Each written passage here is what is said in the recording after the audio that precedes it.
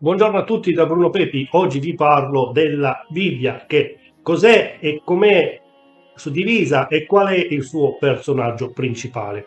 La Bibbia, dal greco antico Babion, plurale Biblia, che significa libri, è una collezione di testi religiosi considerati sacri da cristianesimo, ebraismo, samaritanesimo, Islam e rastafarianesimo e da altre confessioni.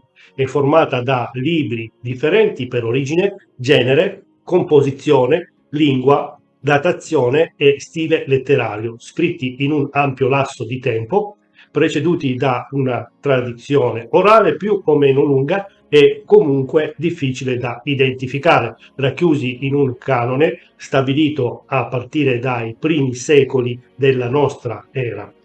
Diversamente dalla Tanakh, Bibbia ebraica, il cristianesimo ha riconosciuto nel suo canone ulteriori libri scritti in seguito al ministero di Gesù. La Bibbia cristiana, quindi, risulta suddivisa in Antico Testamento o Antica Alleanza, corrispondente alla Bibbia ebraica e Nuovo Testamento o Nuova Alleanza, che descrive l'avvento del Messia e le prime fasi della predicazione cristiana. La parola testamento, presa singolarmente, significa patto, un'espressione utilizzata dai cristiani per indicare i patti stabiliti da Dio con gli uomini per mezzo di Mosè, Antico Testamento, e poi per mezzo di Gesù, Nuovo Testamento. Datazione. La critica biblica si interroga ormai da più di un secolo sulla datazione delle varie opere che compongono la Bibbia. Cristiano Grattonelli, riassumendo, fa presente che oggi un certo consenso è raggiunto, ma chiaramente in via provvisoria su alcuni punti, mentre la scomposizione della Genesi e anche di altri libri o di parti di essi in fonti di diversa età è sempre più problematica. Sembrano resistere alcuni elementi acquisiti a partire dalle ricerche di biblisti tedeschi del secolo scorso, ma non senza modifiche e ripensamenti. Fra questi spiccano la datazione in età monarchica di alcuni salmi e di certi libri o parti di libri profetici, l'attribuzione a età relativamente tardiva, secondo molti nettamente post-esilica, di una redazione finale del Pentateuco, la visione unitaria dei libri narrativi detti profeti, anteriori come di una opera personalità o scuola detta deuteronomistica per i suoi rapporti di impostazione ideologica con il Deuteronomio, ultimo libro del Pentateuco. La datazione post-esilica ha certo successiva quella deuteronomista dei due libri delle cronache. Tuttavia, anche questi punti fermi, secondo la maggioranza degli studiosi, sono posti oggi in discussione da alcuni studiosi che propongono date più basse. Per esempio, per il Pentateuco e collocano il Deuteronomio in età post-esilica, con, ma in altri casi senza, un relativo abbassamento della fonte detta deuteronomistica. La Bibbia cristiana. Lo stesso argomento in dettaglio, canone della Bibbia, tutte le scritture sono state scritte per questo, perché l'uomo capisse quanto Dio lo ama e, capendolo, si infiammasse d'amore verso di lui. Sant'Agostino. De Catechizandis Ridibus 1.8. La Bibbia cristiana comprende l'Antico Testamento, 46 libri, ed il Nuovo Testamento, 27 libri. Specifico cristiano, cioè la parte relativa a Gesù e alla nascente Chiesa apostolica, le chiese protestanti, seppure con differenze a seconda dei periodi, escludono dall'Antico Testamento gli stessi libri esclusi dal canone ebraico. La Chiesa cattolica e quelle ortodosse seguono invece la Settuaginta, canone alessandrino, con alcune differenze, che comprende libri in origine scritti sia in ebraico che in greco. La Bibbia protestante contiene complessivamente 7 libri in meno di quella cattolica, Tobia, Giudizia, Maccabei 1 e 2, Sapienza, Siracide, chiamato anche Ecclesiastico, Baruch, oltre ad escludere 4 capitoli del libro di Ester e 2 capitoli del libro di Daniele. I libri che non appartengono al canone della Bibbia ebraica sono detti deuterocanonici dai cattolici, mentre sono considerati apocrifi dai protestanti, i quali il più delle volte li inserivano come appendice a parte fra i 2 testamenti. Sono i libri dell'Antico Testamento scritti in lingua greca, ad eccezione del Siracide, composto in ebraico anche per il Nuovo Testamento, scritto in greco anche se forse l'Evangelista Matteo compose il suo libro in ebraico o aramaico. In età antica vi erano state differenze fra le varie chiese sul numero dei libri da recepire come ispirati. In particolare erano sorti dubbi sulle epistole non attribuite a Paolo di Tarso e sull'Apocalisse. I libri controversi del Nuovo Testamento furono detti nell'antichità Antilegomena, Antico Testamento. Lo stesso argomento in dettaglio. Antico Testamento, il numero, l'ordine ed il titolo dei vari libri varia a seconda dei diversi canoni.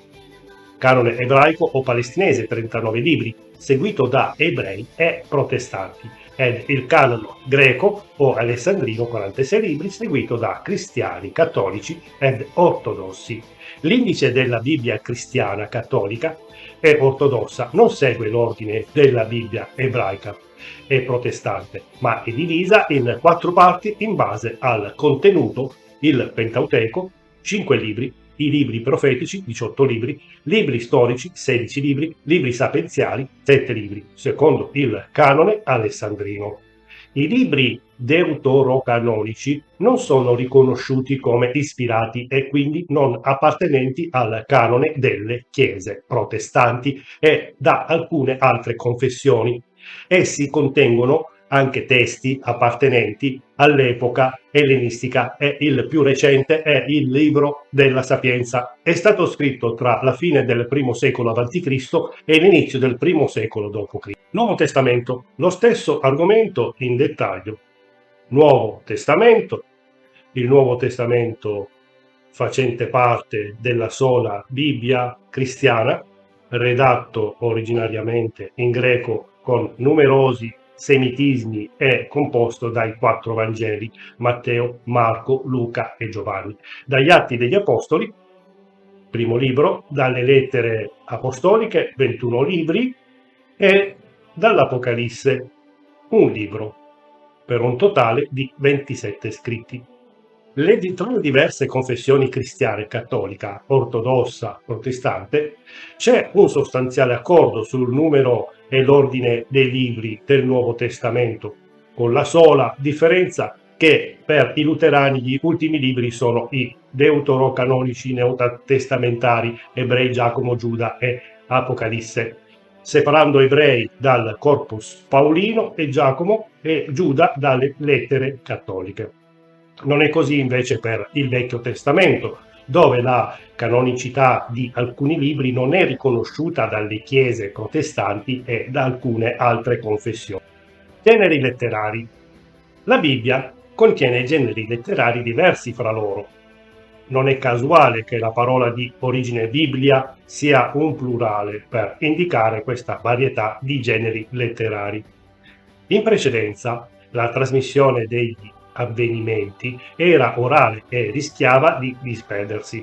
In particolare si intrecciano insieme 2 tradizioni orali, quelle del nord e del sud della Palestina. Non è trascurabile neanche l'influenza delle culture orientali con cui vennero a contatto i primi scrittori in terra babilonese.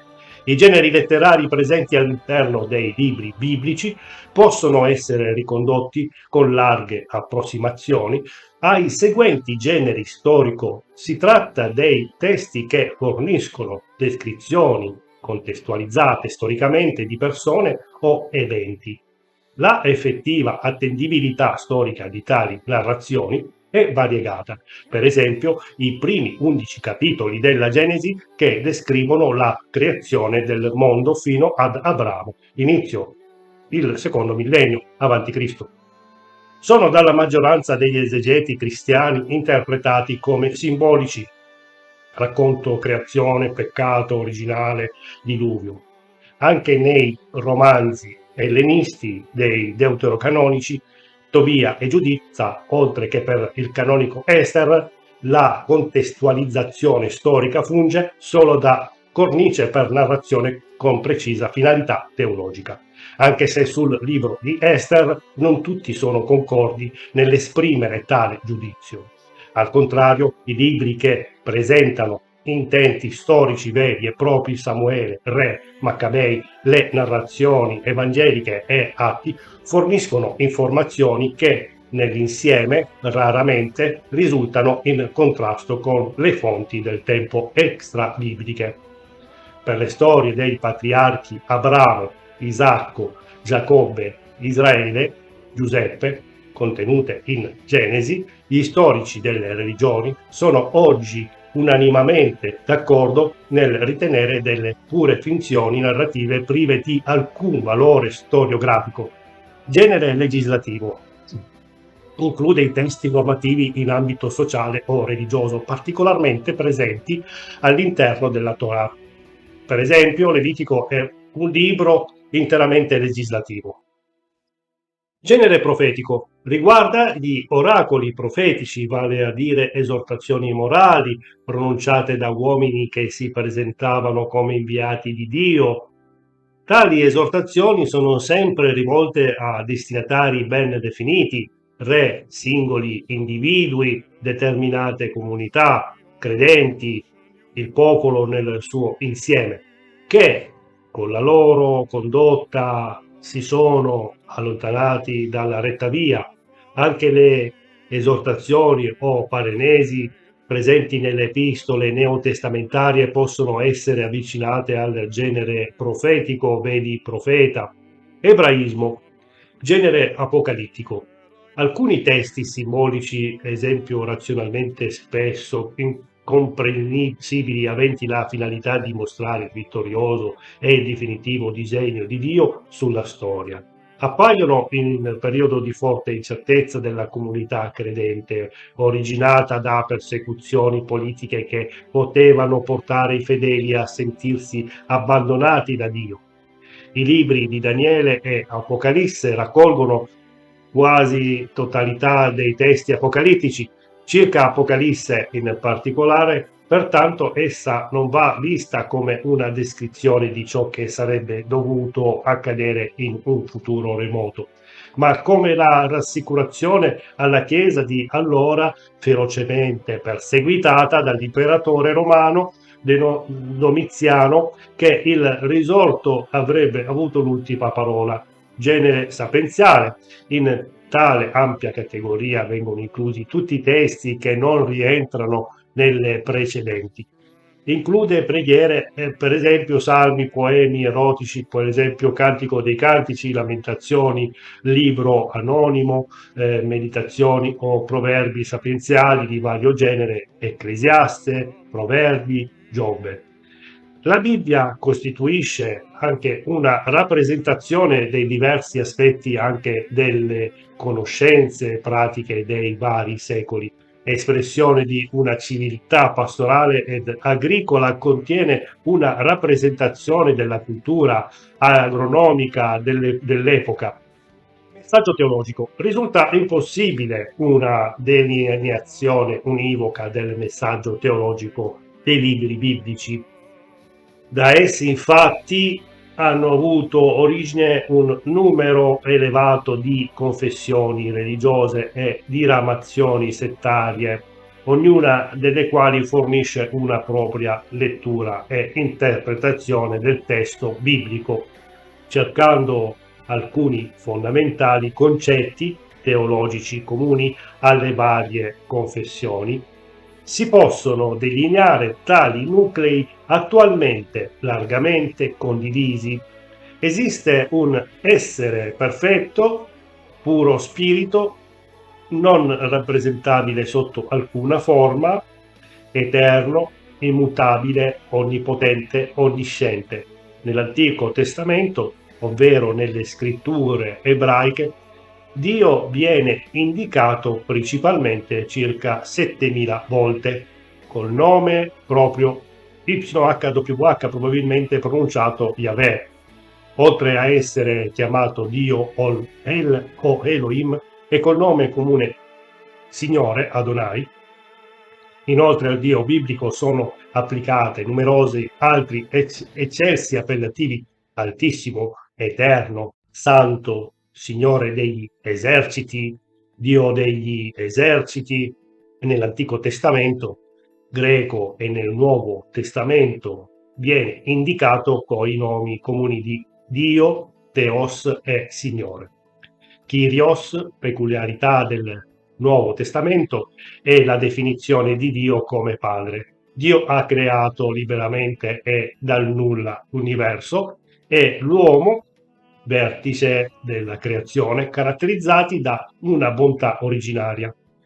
I progenitori Adamo ed Eva disobbedirono a Dio nutrendosi dall'albero della conoscenza, e perciò furono scacciati dal giardino dell'Eden e condannati a vivere nel mondo tra fatiche e sofferenze.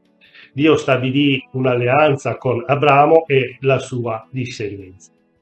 Il popolo di Israele, in vista della salvezza dell'umanità, impegnandosi a sostenere lungo la storia il suo popolo ed esigendo il culto dedicato a lui solo. L'intervento di Dio è particolarmente evidente in alcuni eventi: liberazione dall'Egitto, Esodo, XIII secolo a.C., conquista della terra promessa, XIII e XI secolo a.C., dispersione delle 10 tribù idolatre nel nord, VIII secolo a.C., esilio a Babilonia e ritorno VI secolo a.C. Dio donò a Mosè la legge, insostituibile e immodificabile, consistente di 613 mitzvot, precetti, e riassumibile nei 10 comandamenti, con la promessa di ricompensare chi la rispetta e di punire i trasgressori. Il popolo di Israele si allontanò ripetutamente dalla legge o l'applicò in maniera esteriore e formale, e perciò fu punito da Dio e rimproverato da uomini a ciò chiamati da Dio i profeti. Dio ha promesso di inviare il Messia per la salvezza del suo popolo. Alla fine dei tempi Dio resusciterà i morti, garantendo salvezza eterna o condanna eterna a seconda del comportamento avuto in vita verso Dio o verso il prossimo. Nel Nuovo Testamento, accettato dai cristiani ma non dagli ebrei, le chiese di tradizione conciliare identificano altri concetti: Dio è Padre, Figlio e Spirito Santo. Gesù, il Messia atteso, è per questo appellato come Cristo, parola greca che ha lo stesso significato, Figlio di Dio incarnato. Ha portato a perfetto intendimento la legge di Mosè, che è riassumibile nell'amore a Dio e nell'amore al prossimo. Per la sua morte e risurrezione, tutti coloro che credono in Lui sono salvati e riconciliati con Dio. Confida nel Signore con tutto il cuore e non appoggiarti sulla tua intelligenza. In tutti i tuoi passi pensa a Lui ed Egli appianerà i tuoi sentieri. Proverbi 3,5-6. Cura e interpretazione. Lo stesso argomento in dettaglio, ermeneutica biblica, e lettura e interpretazione della Bibbia. La comprensione del significato della Bibbia, il modo in cui viene letta e la sua interpretazione, disciplina, detta anche ermeneutica della Bibbia, è un fatto teologico dipendente perciò dalle varie confessioni religiose. Differisce dall'esegesi in quanto questa consiste nell'estrarre il senso di una parte del testo con l'aiuto di discipline come la filologia e la storia, mentre l'ermeneutica, che cerca di rendere il senso più ampio che l'autore del testo ha voluto dare anche in relazione al suo pubblico. Ad esempio, nel Nuovo Testamento, e in particolare in Paolo di Tarso, si trova una nuova ermeneutica delle scritture sacre ebraiche. Perciò la prima grande differenza nell'ermeneutica della Bibbia è quella fra ebrei e cristiani. Sebbene ci sia una parziale affinità fra le due religioni e certe forme di dialogo, dal momento che condividono una parte del canone delle scritture, esse hanno sviluppato diverse tradizioni di fede e quindi diversi metodi interpretativi ed ermeneutici della Bibbia. La parola Bibbia viene dalle parole latine e greche che significano libro, un nome adatto visto che la Bibbia è un libro per tutte le genti e per tutti i tempi. È un libro unico nel suo genere, senza paragoni. La Bibbia è composta da 66 libri, sono inclusi libri contenenti leggi come il Levitico e Deuteronomio, libri storici come Esra e Atti, libri poetici come i Salmi e l'Ecclesiaste, libri di profezia come Isaia e Apocalisse, biografie come Matteo e Giovanni, e epistole e lettere formali come Tito e Ebrei. Fonti del testo ebraico. Circa le fonti dell'Antico Testamento ebraico, i testimoni più antichi sono i manoscritti biblici di Qumran ritrovati nel 1947 che contengono frammenti più o meno ampi di tutti i testi della Bibbia ebraica, escluso il libro di Esther. Nel complesso risalgono a un ampio periodo che va dal 250 a.C. circa al 68 d.C. I testimoni più autorevoli prodotti dai Masoreti, che sono risultati sostanzialmente concordi con i manoscritti biblici di Qumran, sono Codice del Cairo, dettato nel 895-896 d.C., e Codice di Aleppo A, datato da 925-900 d.C., Codice di Leningrado, Codex Leningradensis L, risale al 1008 al 1009 d.C. Il testo critico, cioè che tiene conto delle varianti dei principali testimoni, usato attualmente come modello per il testo ebraico, è quello della Bibbia ebraica, tutta basato su realizzato da Carl Ellinger e William Rudolph nel 1966, 1983 e 1990, pubblicato dalla Deutsche Bibelschrift di Stoccarda, Stuttgart, donde il nome del testo greco. Circa le fonti del Nuovo Testamento e dell'Antico Testamento greco, i testimoni più antichi sono alcuni papiri risalenti al secondo secolo d.C. Si sono poi conservati complessivamente oltre 5.000 manoscritti. Di questi, i più autorevoli sono Codice Alessandrino, datato inizio o metà del V secolo, Codice Vaticano B, composto probabilmente in Egitto nel IV secolo, Codice di Efrem C, che è un palinsesto cosiddetto perché fu scritto sopra alcuni testi prima raschiati via dal teologo siriano Efrem. Si crede che risalga al V secolo, Codice di Beza D o Contabrigensis di Cambridge, così chiamato perché appartenne al calvinista Teodoro di Beza. Risale al V secolo, Codice Sinaitico, risalente alla metà del IV secolo, il testo critico, cioè che tiene conto delle varianti dei principali testimoni, usato attualmente come modello per il testo dell'Antico Testamento in greco, includente i libri deuterocanonici e l'edizione Ralph della Septuaginta realizzata nel 1935 dal filologo tedesco Alfred Ralph. Il testo critico usato attualmente come modello per il testo greco del Nuovo Testamento è quello del The Greek New Testament GNT, basato sul codice B, curato da Kurt Aland, Matt Black, Bruce Metzler, Ellen Wikgren, Carlo Maria Martini, Barbara Aland. United Bible Societies, edizione 1966, 1975 e 1993. Versioni della Bibbia. Tra le migliaia di traduzioni del testo biblico in tutte le lingue del mondo sono particolarmente degne di nota Pentateuco, Samaritano, Torah e Giosuè, fissato nel IV secolo a.C.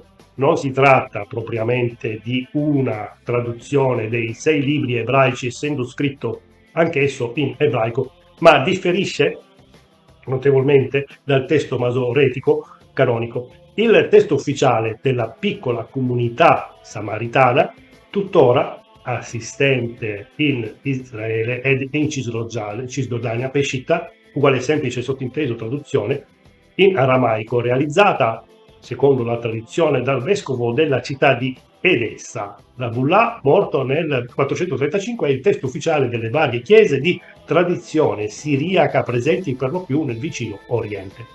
70 o Septuaginta o LXX dal numero dei traduttori originali. È la versione greca dell'Antico Testamento, più antica della fissazione dello stesso testo, masoretico, scritta ad Alessandria d'Egitto tra il IV e il II secolo a.C., fu usata prima dagli ebrei di lingua greca e poi diffusa in ambito cristiano. Unitamente al testo greco del Nuovo Testamento è la versione ufficiale delle chiese ortodosse. Vulgata uguale resa nel linguaggio del Volgo, allora il latino diffusa per il popolo. San Girolamo tradusse in latino l'intero testo biblico nel IV secolo. Per i secoli ha rappresentato il testo ufficiale della Chiesa e della liturgia cattolica. Dopo il Concilio Vaticano II, le varie chiese cattoliche nazionali hanno elaborato e adottato nel culto liturgico versioni nelle varie lingue nazionali. La Vulgata è ancora oggi il testo liturgico della Messa in latino. Nel periodo dal XIII al XV secolo assistiamo in Italia alla produzione di parziali traduzioni in volgare del testo biblico fino a che nel 1471 viene pubblicata in italiano da Niccolò Malerni la prima versione della Bibbia in una lingua moderna.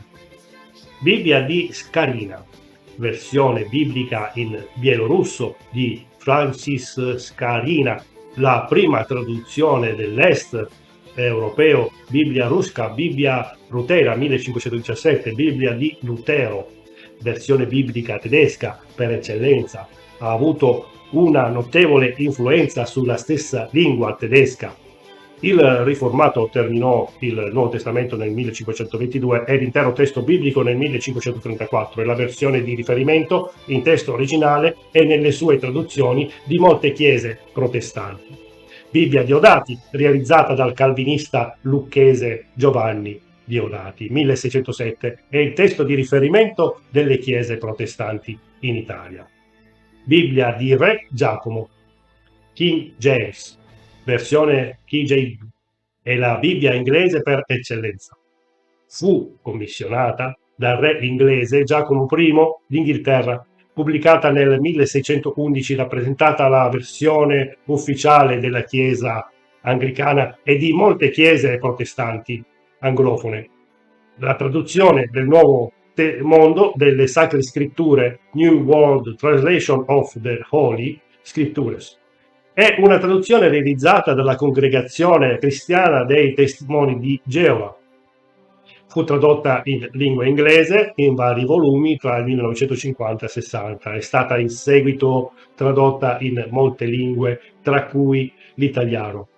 La Bibbia di Gerusalemme, Bible de Jerusalem, realizzata in francese tra il 1947 e il 1955, è opera dell'École biblique archéologique française de Jérusalem.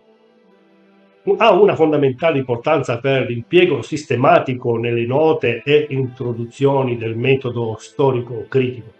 Il suo apparato critico tradotto è presente in numerose versioni in altre lingue. La Bibbia Tom, abbreviazione di traduzione ecumenique della Bibbia, ma anche buono in ebraico, pubblicata in francese nel 1975-76, è stata realizzata congiuntamente da esegeti cattolici e protestanti, avvallata infine da studiosi ortodossi.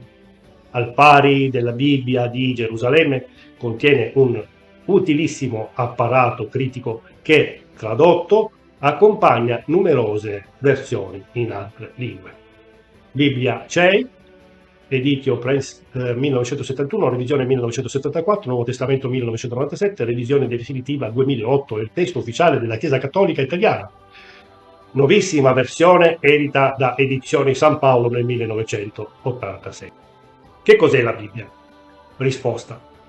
La parola Bibbia viene dalle parole latine e greche che significano libro. Un nome adatto visto che la Bibbia è un libro per tutte le genti e per tutti i tempi.